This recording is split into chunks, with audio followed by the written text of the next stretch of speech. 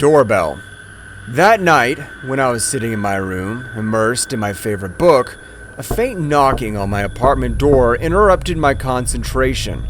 I grabbed my phone and clicked on the unlock button to check the time, and it was 1:55 a.m. I was confused as I wondered who it could be at that hour, and no one came to my mind. I hesitantly closed the book, put it on the side table before slipping into my slipper, and slowly walked toward the door. As I approached the front door, the knocking sound stopped. My heart raced with fear and anticipation as I slowly turned the doorknob and unlocked the door. However, as I opened it, there was no one in sight. I stepped outside and scanned the area, only to find the eerie silence of the night. As I turned around, my eyes landed on a small package sitting on my doormat. A package delivery this late at night, when I didn't even order anything, was rather frightening. Still with a fearful mind, I grabbed the package and walked inside. After locking the apartment's door behind me, I went to my bedroom. Despite being skeptical about opening the package, my curiosity got the better of me. I swiftly tore open the brown packaging and revealed a white box that had an Apple logo with a picture of an iPhone on it. For someone who doesn't even dream of having an iPhone because I know I would never be able to afford it, I was shocked. I wondered if they got it delivered to the wrong address. Whatever the case was, putting the iPhone back in its box and putting it somewhere safe so I could return it to whoever it belonged to felt like the right choice. It was getting quite late, so I decided to sleep and leave the worry of the damned iPhone for the next day. I turned the lights off and lay in bed. It took me about 10 minutes or so to drift into the sweet world of dreams where I was making out with my crush, Helen. Just when I was about to move to the best part, I heard a constant ringing sound. As the dream faded away and my eyes opened, I realized it was the doorbell. A sense of dread washed over me as I realized it was 4 a.m. I was sure I was not expecting anyone, so who could it be at this hour? As I lifted the blanket and slowly got out of bed, the sound of the doorbell echoed in my house. A thought crossed my mind. Perhaps it's the owner of the iPhone that was mistakenly delivered to my house. With that in mind, I hesitantly made my way to the front door and unlocked it. There was no one outside this time as well, but my hands started shaking when my eyes landed on a familiar-looking box. I grabbed the box while trembling and tore open its packaging, only to see a similar iPhone to the previous one. I dashed inside and went to check on the one I put in my closet, but when I opened the wardrobe and searched, I could not find it. As I glanced back at the box I just received, my heart leaped to my throat, for I couldn't help but notice an ominous aura emanating from it. An immediate thought crossed my mind that I needed to get rid of this damned phone at any cost. So I went to my attic, unlocked the back window, and tossed the phone in the back alley. I breathed a sigh of relief and closed the window as it fell with a crash. But just as I was ready to return to my room, I heard it again, the doorbell. My heart started beating louder, almost as if it was ready to jump out of my chest. And for some reason, I knew if I went to open the door, I would find the same package again. I hesitantly walked to the apartment door and stopped in front of it. As I stared at the doorbell continued ringing and only grew louder. My body trembled with fear, and I could feel sweat forming on my forehead as the persistent sound of the doorbell pierced through my ears. I put both of my palms over my ears and sat on the floor hoping for it to stop, but to no avail. I clenched my eyes shut as the ringing persisted. Without even realizing when and how many hours passed, I just sat there trembling. I didn't even know the ray of dawn had entered the bedroom until I realized the sound of the doorbell had stopped. Hesitantly, I removed my palms over my ears and scanned my surroundings, only to realize I was in the living room, and the wall clock was announcing 5:38 of the morning. With trembling legs, I slowly walked to the front gate and unlocked it. As I opened it, my heart raced with fear and anticipation. But when I saw nothing was there, I let out a sigh of relief. I retreated to my bedroom and checked the closet, but nothing was there as well. The feeling of relief overlapped with the fear of the unknown, but I was praying that I wouldn't run into something like that again. I grabbed my towel and headed to the bathroom to take a shower before getting ready for work. While I was in the shower, my doorbell rang once again, and trust me, it felt as if my soul had left my body. I quickly wrapped the bathrobe around my body and tiptoed to the front door, but when I heard the milkman's voice, I felt a bit relieved, even though my heart was beating like crazy. I grabbed the bottle from him and shut the door after saying thanks. For the next few days, the sound of the doorbell was the sound of trepidation to my ear, making me tremble with the thought that if I opened the door, I might find that eerie package at my doorstep once again.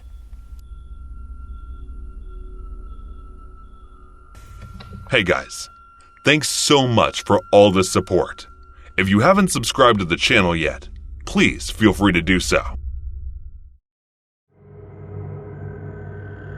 It all started when I moved to this new apartment. Suddenly, I started to receive some wrong delivery orders, but it turned out it was specifically sent for me. My name is Gracie Hart. I started modeling ever since I was 12 years old. Even when I was not very famous, people would often praise me for my beauty and my personality. And after graduating from college, I decided to completely focus on my modeling career. So I moved to this apartment right in downtown LA. Due to my hectic schedule, I had to order everything on delivery from the nearest store. No one was allowed to step inside the gate of apartment building, so the guard used to take my deliveries, and later he would drop it outside my apartment door. But one day, when I was having my periods, I ordered few packs of sanitary pads, and the next day, when I opened the door, I found chocolates in a carry bag lying outside my apartment. I thought the guard may have mistakenly delivered it to the wrong apartment, so I gave it back to him. But after a few days, I got another wrong delivery, and this time I had ordered modeling magazines, but instead the magazines I received were lewd ones. I got furious. I thought the delivery guy had pulled a joke on me, so I called him and started shouting at him, but he swore that he delivered the right ones. Then I thought it must be guard because whenever I passed by him, he kept staring at me with weird glaze. So I went to guard and threw magazines at his face and told him it's not funny. But to my surprise, he told me that he never delivered anything, and the magazines along with deliveries of other apartments are still with him. Day by day, the incidents kept increasing. Whatever I ordered, I would always receive another delivery. I realized it must be the work of some stalker. The agency I was modeling for was near my apartment, and one day after finishing shoots, I found a package outside my dressing room. I opened the package and there was a set of lingerie inside. I freaked out and threw it away.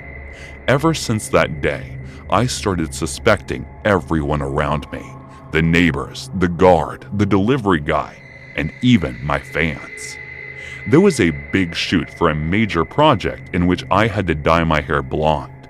The shoot gave a boost to my popularity, and one day I received a black hair wig delivered outside my apartment along with a note. It said, "Black suits you best." I panicked and ran inside my apartment. I picked up my phone from the side table to dial 911, but then I remembered there was a clause in my contract regarding the involvement of a law, which says I need my company's consent before getting involved with laws. So I called my manager and told him about my situation and asked him to report it, but he denied, saying that it must be fans sending her gifts and it happens with every other celebrity. My manager told me to calm down and not make any issues because it will harm the company's reputation. So I decided to solve this on my own and cleared my head, took out my diary and a pen. I started to write down all the details, starting from the first incident to the last one, and the names of people I suspected. And I began to live my life like nothing had happened and I'm perfectly fine. But deep down, I was scared, alert, and I started to notice everything that seemed even remotely suspicious. Now, everyone I meet and walk past automatically came in my list of suspects, but I was not losing my mind. In fact, it was clearer to me now. I wrote down every suspicious activity around me. I asked the guards to show me the CCTV footage of the camera that is installed outside the apartment. He said the cameras are not working near my apartment and he will get it fixed by tomorrow. But after that, whenever I asked him, he made some sort of excuse and never let me see the footage. And that was the reason he became the main suspect in my list. I was still ordering foods and groceries through delivery and kept getting the weird packages outside my apartment door. Delivery guy was also one of my suspects, but since he was not allowed inside the gate, I could not think of any other reason except being the only one who delivers my stuff to the guard. It was my day off from work and I slept till noon. I decided to meditate, but after going through all these incidents, I couldn't calm my mind. So I decided to head to the gym that is in the basement of our apartment building. I spent the entire evening working out, and when I went back to the apartment, I found the door was unlocked. I decided to sneakily check who was it and has broken in my apartment. I opened the door without making a sound and tiptoed inside the apartment. Then I grabbed a knife from the fruit basket that was in the hall and looked around. That was when I saw a shadow in my bedroom, so I hid and tried to see the face of the stalker, but I couldn't see his face. I accidentally dropped my phone. He noticed me and rushed towards the gate. I tried to stop him, but he pushed me and managed to escape. I was fed up with this, so I decided to tell the police without even consulting the agency. I had collected all the evidences, my diary which contained the list of people I suspected, and the packages I received. I went straight to the police to file a report. After reporting these incidents, the police started their investigation, and after a few days, they found out who was behind all this. It was my manager. He fed money to the guards so that he can sneakily come and go to my apartment on his will.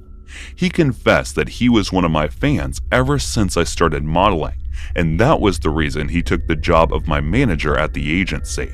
But since he never harmed me in any way, he only received a restriction order from the court. After that, my manager was fired from the company. I continued doing my modeling job, but I have decided to put faith in the law for future.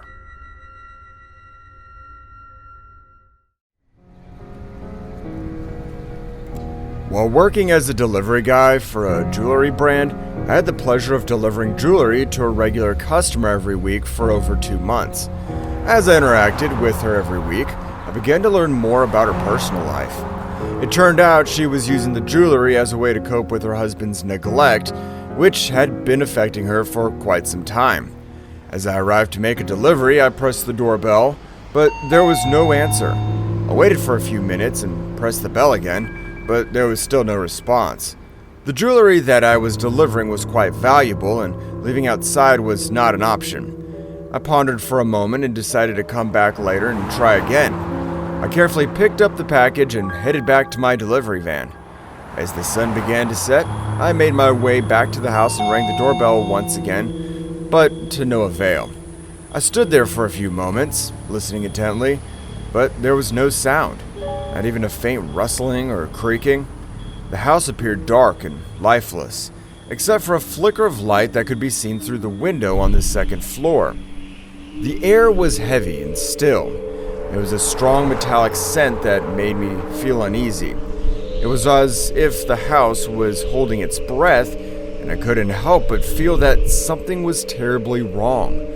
I hesitated to disturb the eerie silence, fearing what I might find inside, but my curiosity got the better of me. I used the trick when I worked as a mechanic to open the door to check. As I turned the doorknob and pushed the door open, I stepped into the dimly lit room. My eyes took a moment to adjust to the low light, and as I walked a few steps further, I was startled to see the woman laying motionless in a pool of blood. My heart racing, I hesitated for a moment before slowly approaching her. I knelt down beside her and gently placed 2 fingers on her wrist, searching for a pulse. With bated breath, I waited for a few seconds, but it was of no use. There was no pulse. I acted fast and grabbed my phone to dial 911. The operator on the other side of the line instructed me to stay put and wait for the police to arrive. I anxiously waited, hoping that the authorities would show up soon. After about 20 minutes or so, the police finally arrived and started questioning me about the situation. They seemed suspicious as to why I was inside the house if I was just there to deliver a package. I explained to them that I was concerned about the well-being of the kind lady who lived there, and that was the reason why I decided to break in and check on her. Despite my attempts to clear my name, the police still held suspicions towards me. However, their focus shifted to her husband, who had suddenly become unresponsive to their calls and was nowhere to be found at his workplace. This new development in the investigation only added to the mystery surrounding the murder. After a few days, I received a call from the investigators once again. They had more questions about the woman and wanted me to share everything I knew about her. I was an honest person and had nothing to hide, so I provided with them all the details that I could recall. Since I remembered that the day I went to deliver the jewelry to the woman, there were some kids playing in the parking lot who had seen me. I made sure to mention this to the investigators so they don't suspect me anymore.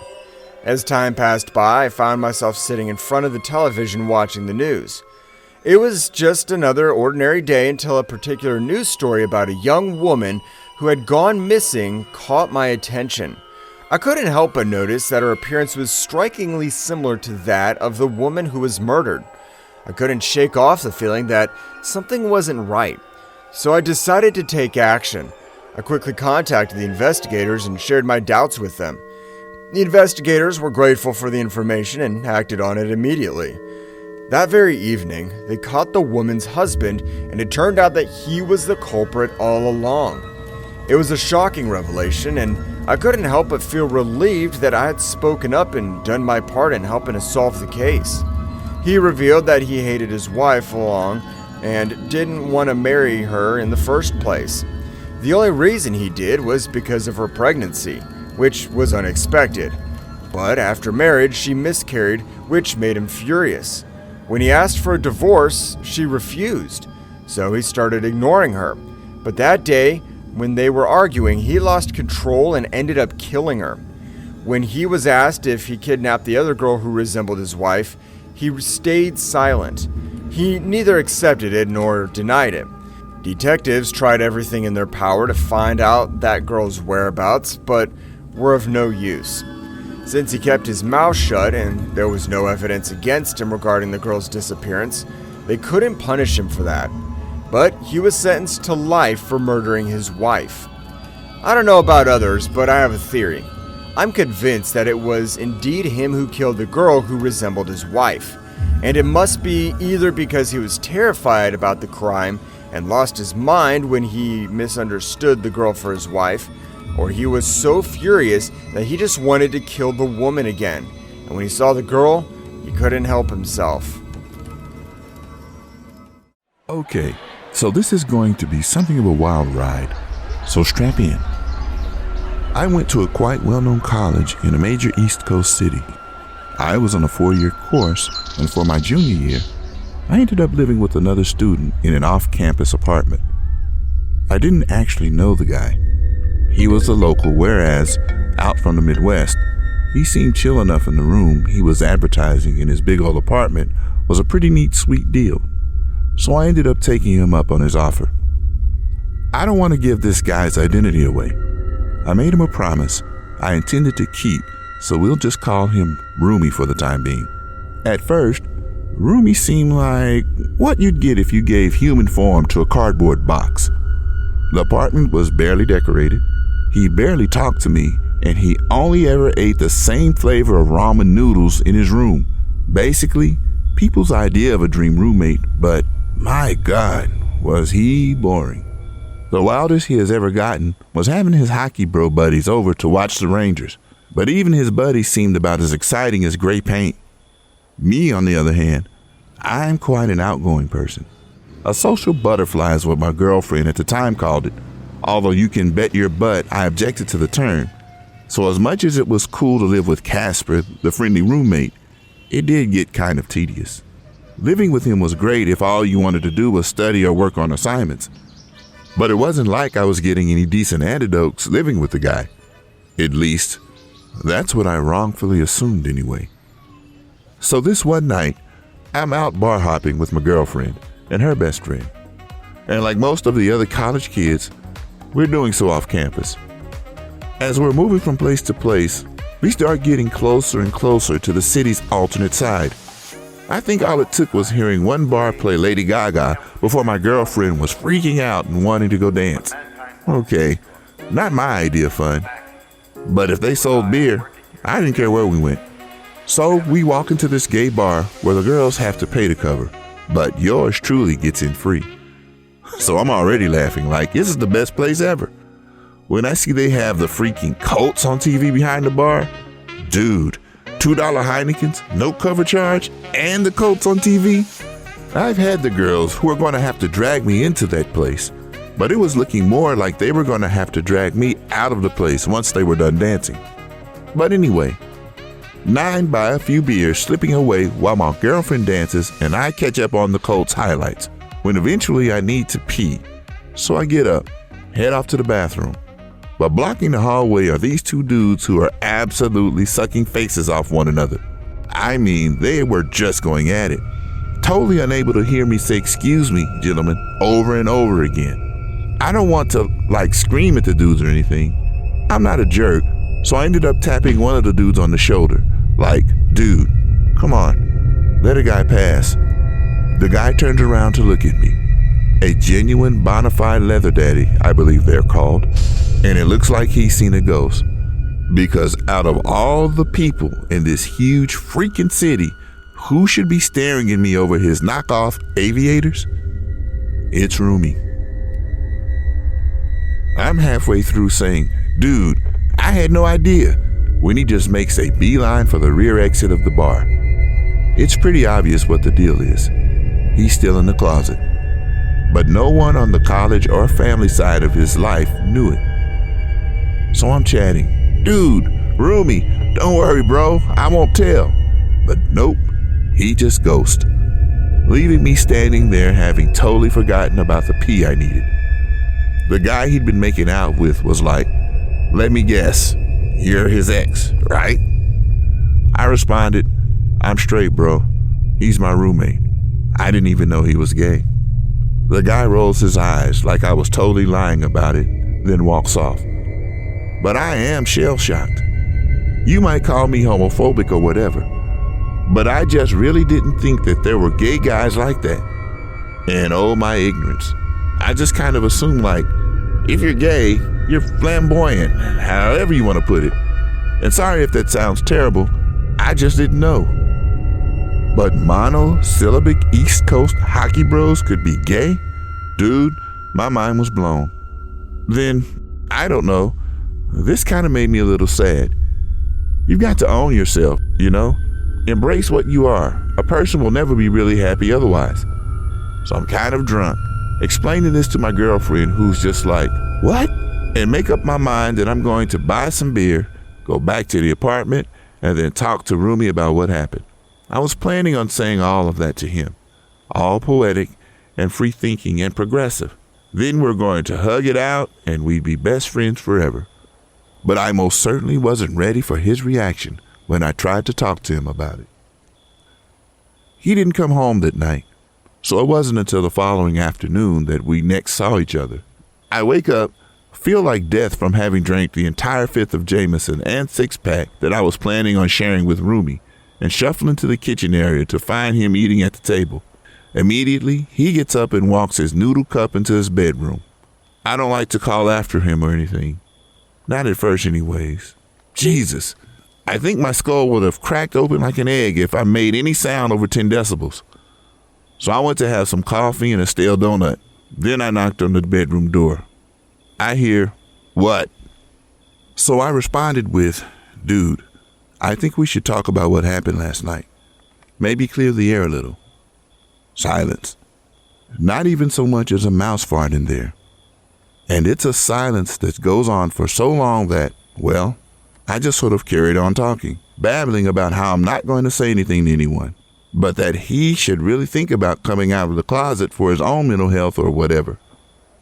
As soon as I mentioned the closet, I heard movement on the other side of the door. And I assume it's him having decided to come out and talk, which in a way he had. The door flies open and out flies Rumi, hockey stick in hand. Now I got the beer fear really bad. So I jumped back away from the door almost as soon as he opened it, giving me enough distance between us that I managed to keep him at arm's, or should that be stick's length, all while he went on this big rant about me not telling a freaking soul about what I'd seen. Now that I'm typing this up, I guess there are some people that might think this is kind of funny. Getting chased around in the apartment by a closeted gay guy with a hockey stick. Yeah, I suppose that is kind of a funny image. But let me quickly and firmly reassure you there was nothing remotely amusing in this moment. Because Rumi wasn't just angry, he had murder in his eyes. Anyway, he's chasing me around, barking out stuff like, "I swear to God, if you ever breathe the word of what you saw, ever, I'll end you." His voice was quivering while he was shouting it. It had made me realize something that scared me even more. He was way more scared of being outed than he was of anything else in this world. And I mean anything. You could just tell. And when a man is that scared, when he feels he's backed into a corner, he is more than capable of doing terrible, violent things. I told him no. I swore to him that I'd never ever give away a secret. That's a promise I've kept and one I'll always keep. Not because I'm scared of what he'll do, because it's the right thing to do. But please don't let that give you the impression that I'm not scared of Rumi, because I was and still am. I thought he took me on my word. I really did. And after that, things slowly got back to normal. Better than normal sometimes. Like when he ordered takeout for both of us and covered my half when I was broke. Weird behavior for him, but who turns their nose up to free food? Not me, that's for sure. Things were looking up. Rumi was acting chill again. So what exactly had me moving on to my girlfriend's couch for 2 months with nothing but a few changes of underwear just days before that takeout incident? The answer lies in a little white plastic shopping bag that should have been in the recycling can. So like I said, something like 3 days after he ordered me the bulgogi, I'm taking our trash down to the dumpster around the back of the apartments. There's a big green dumpster for general trash, and then there's a smaller blue one for recycling metals, plastics, and stuff like that. Environmental stuff. That is the only thing I'm woke about. So when I see a plastic bag in it with general waste, I'm like, come on, Rumi, we've talked about this. I reach in to grab the bag, and as I do, a receipt falls out of it and onto the concrete. Naturally, I bend down to pick it up, seeing that it was from Home Depot of all places. I didn't think Rumi had any interest in DIY at all, not if his sense of interior design was anything to go by. So what was he doing down at Home Depot? Then, as I unwrinkled the thing to see what he bought, I feel my heart just about skip a beat. Hacksaw times 1 equals $6.95.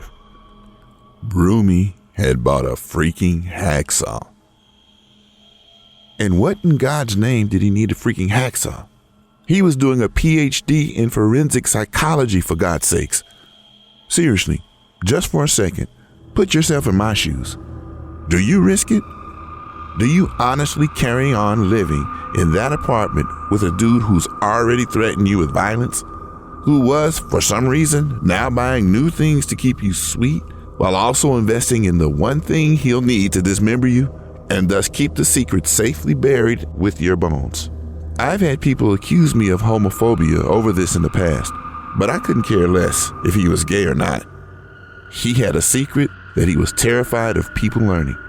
It doesn't matter if he was cheating on his girlfriend or if he was into this weird clip-clop 4chan stuff. What mattered is that he was obviously willing to hurt me to keep it quiet. And yes, I know I might have been just blowing the whole thing out of proportion. Maybe one of his hockey bros threw the bag in the trash, and that's how it got into general waste to begin with. Maybe I just came over all paranoid, and there's a perfectly innocent explanation for his behavior. But like I said, is that really the kind of chance you want to take really now? Or is sleeping on a crummy, folded out couch a small price to pay for knowing you're not going to end up as a Murderpedia entry